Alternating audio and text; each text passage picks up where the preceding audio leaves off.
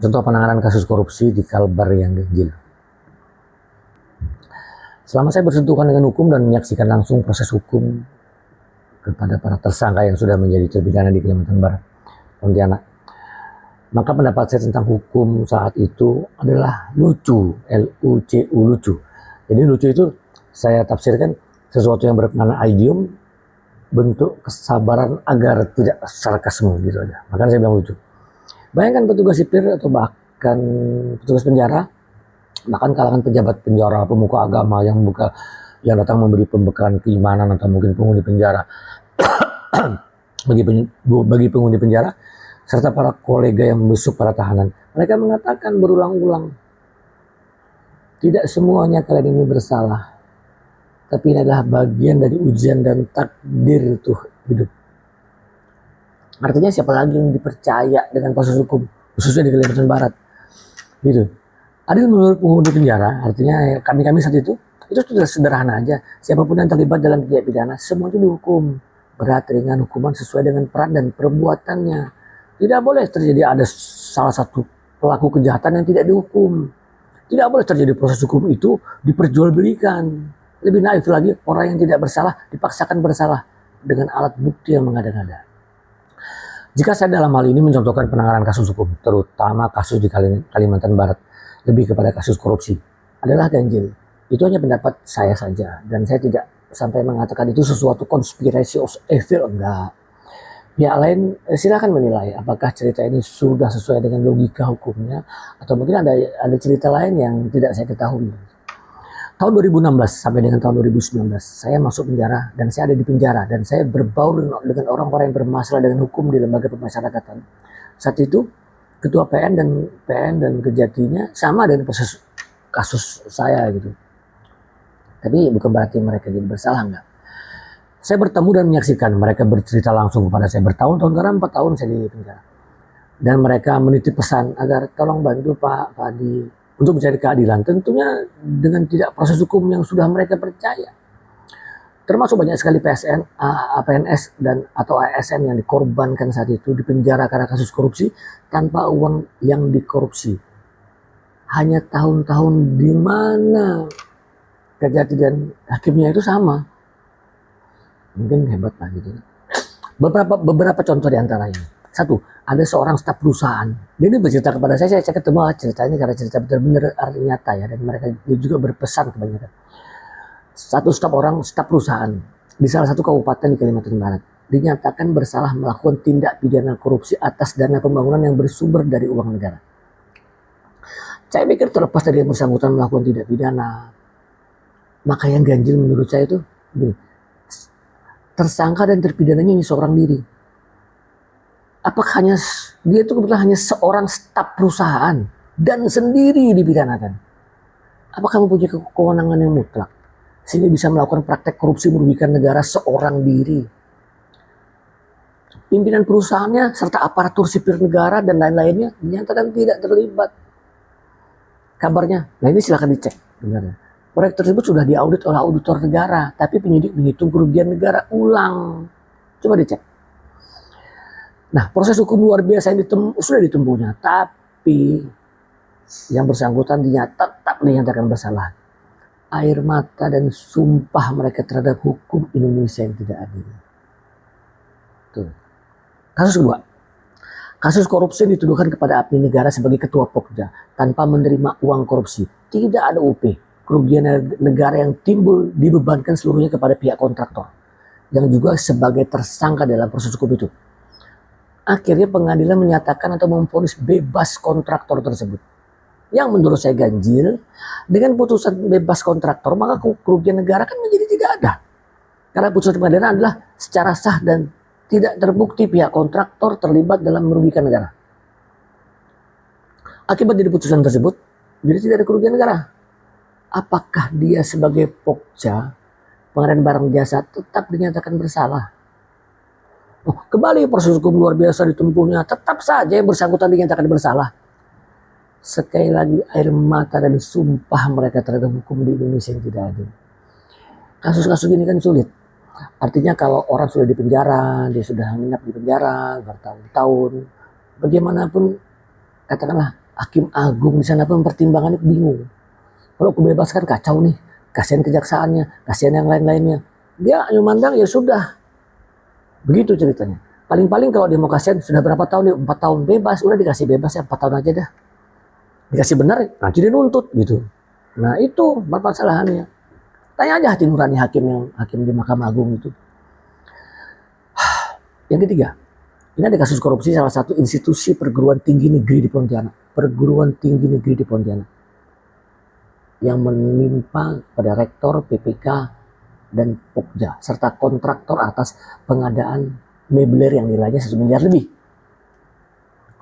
Oleh auditor BPK ini menurut cerita ya kepada saya. Mereka cerita dan ketemu saya di dalam lapas kelas 2 Pontianak.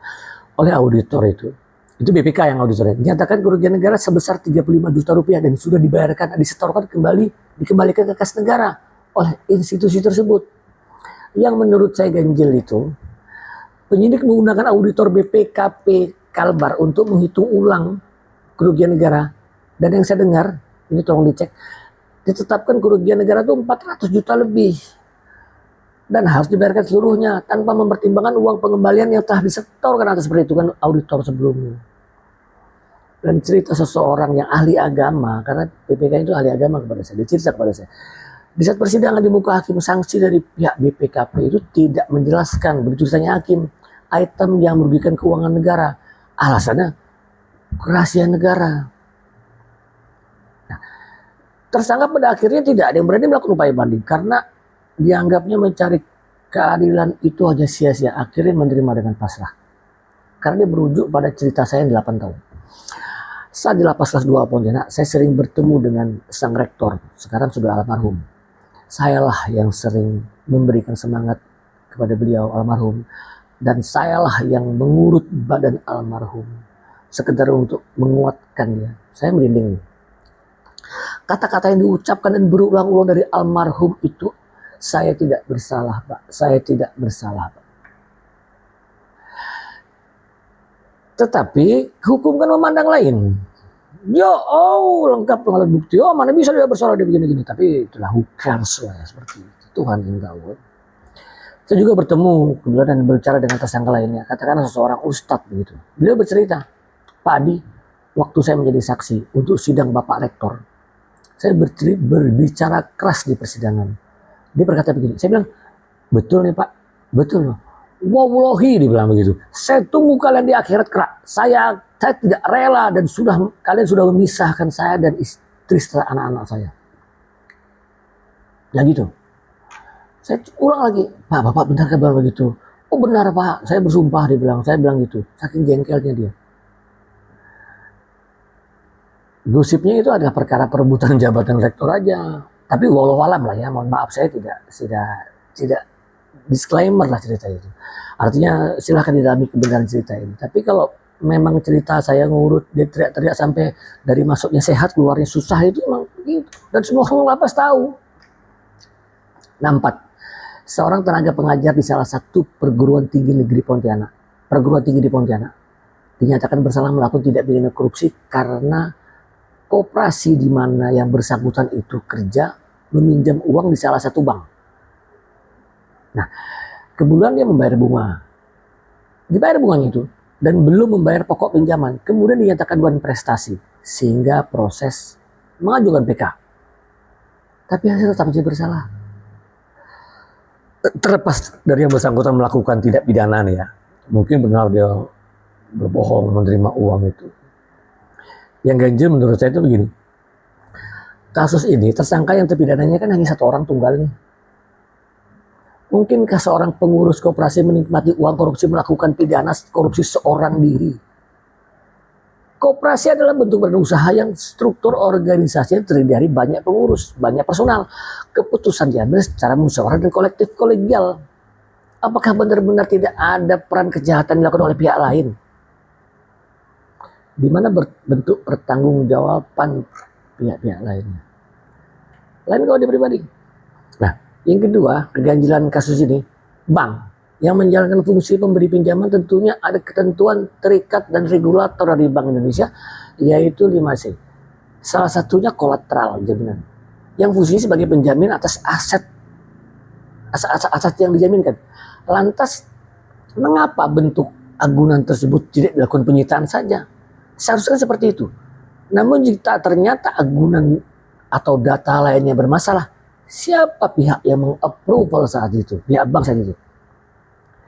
Syarat tersebut pada saat proses kredit, mengapa tidak diminta pertanggungjawaban orang-orang yang ngurus di bank itu? Kenapa tidak? Kenapa dia tunggal? Nah, terlebih kalau itu bank swasta, walaupun uang pemerintah katakan, yang tidak terkait dengan uang negara sekalipun, apakah cedera janji nasabah dapat dikenakan sebagai sanksi tidak pidana korupsi? Kalau gitu orang-orang yang terima kur masuk penjara aja semua tuh. Gitu. Kan jadi aneh ya. Tapi kan hukum berbicara lain. Nah, nanti dia keluar sesuatu itu bekas. Nah ini kan gitu. Terserah lah. Tapi yang ganjil itu. Nah, proses hukum luar biasa juga ditempuhnya. Tetap saja yang bersangkutan dinyatakan bersalah. Nah kembali bercerita kepada saya, dia menitikkan air mata.